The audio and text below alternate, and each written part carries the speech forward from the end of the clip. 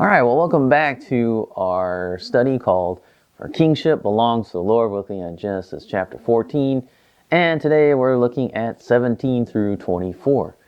All right, so this is Abram's test of faith here. We saw what happened with Lot. He gets captured, and now we get to the place where Abram is getting tested by God again. So this is where the real test enters here. After the battle, well, let me go back, because really the real test is not the battle itself. It's what happens after the battle. So, after the battle, the king of Sodom and the king of Salem go out to greet Abram. Now, we're told first of Abram's interaction with King Melchizedek, or Melchizedek, however you want to pronounce it. So, who is this mysterious king? We're not told much here in Genesis, really. We really don't know much. He just pops in, pops out, and it's done. So, we know from the book of Hebrews, though, a lot more. So his name means King of Righteousness, and he is the King of Salem, which means peace. So he's the King of Righteousness and the King of Peace, which is pretty interesting because that sounds familiar. It should sound familiar to us Christians because we know that's who Jesus is. He's the King of Righteousness. He's the King of Peace. So we also see that he is a priest of the Most High God. Melchizedek is not mentioned again until we get to the book of Psalms, where it says, "You are a priest forever," after the order of Melchizedek. Now, what does that mean? Who is King David writing about in this psalm? Ultimately, he is writing about Jesus. The author of Hebrews explains why this encounter between Abram and Melchizedek is important. Now, he's quoting from Psalm 110. Hebrews tells us that Jesus was made a priest in the order of Melchizedek. Melchizedek resembled the Son of God.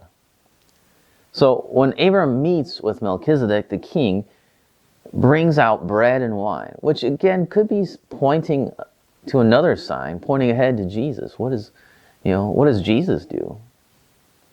He has the Lord's Supper, right? Communion, the Eucharist. He brings out the bread and the wine at the last supper, at the Passover meal, and says, "This is my body, which is for you. This is blood." So it's very interesting that Melchizedek here brings out bread and wine, and could they be related? Yeah. Could this be another sign pointing forward to Christ? Very well, could be. If you look at what Hebrews talks about, how much of Melchizedek, even though he's kind of an obscure kind of king, how much he points to Christ, come on. So anyway, Melchizedek blesses Abram in the name of the Lord and confirms to Abram that it was the Lord that won the battle. Right? It wasn't Abram. It wasn't all of his men. It was the Lord. So Abram agrees. He said, yeah, that's right. And he gives a tithe of the spoils to Melchizedek as an offering. So he knows that Melchizedek is a priest of the Most High God, which he worships and he publicly worships and gives his own offerings to. And so this priest, this king comes out and he's like, "Hey, God won the battle for you." And Abram's like, "Yep, he did.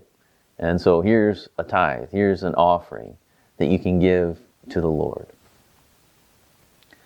That's what happens. That's really all that happens in the story. But if you look at the book of Hebrews, which I don't really have time to go over all that kind of stuff, but take a look at the book of Hebrews when he says about Melchizedek and Jesus. It's pretty interesting. So now the king of Sodom enters, and he tells Abram to keep all of the goods. He just wants the people back. So this is really the true test for Abram here. Will Abram fall to the temptation of wealth? Will he take all of these goods? Will he take all the stuff that he's gotten from really Sodom, Gomorrah, and the cities that Kedorlaomer plundered? Will he take all that stuff, minus the 10%? Or will he reject it? So Abram tells the king that he had already made a vow to God. He already said to God, if I go in there, I'm not taking any of this stuff. And so that's what he does. He doesn't want to allow the king to say that he made Abram rich. Abram only wants to say that God made him rich. It was God's doing. It was God's work. Anything that he had done, all the military battles, the planning, strategy, whatever else they did, the actual fighting, the winning, the capturing, all that kind of stuff. Abram wants to be able to say it was the Lord. It wasn't me. It wasn't you that made me rich. It was just God.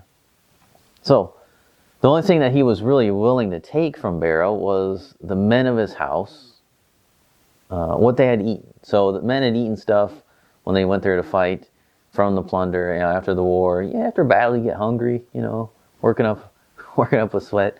And so his men had eaten some stuff. And Abram says, well, the only thing I'll take is what those guys had eaten. So what they had already eaten, that's what they get. And then he also says that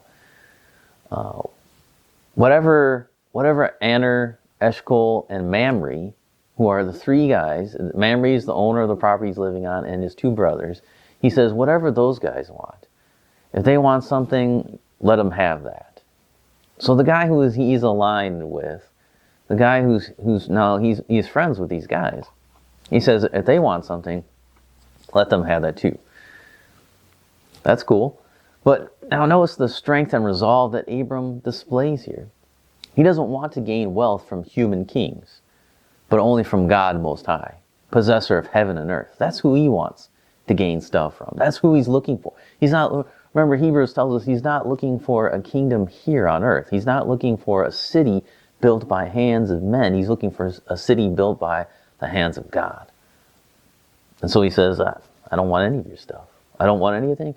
If the guys I'm staying on their land, if they want something, maybe to compensate for the fact that I'm living there, let them take it. Or I'll give it to the God Most High. But everything else you can take back. So he tells Bera, I don't want your junk. I don't want your stuff. I want only what God gives me. That's an important lesson, I think. Because sometimes, a lot of times, we as Christians are like, well, give me whatever I can get. I'll take it all. We won't give. And so that's an interesting part of the story there. We see Abram successfully makes it through this test. He could have failed easily. Could have said, hey, I'll take all the money. I'll take all the good stuff. Hey, I went out there and fought. You guys failed. I won. Haha. And taking all the stuff. But he doesn't do that. So he gives it all back. And only wants God to make him great. Only wants God to make his name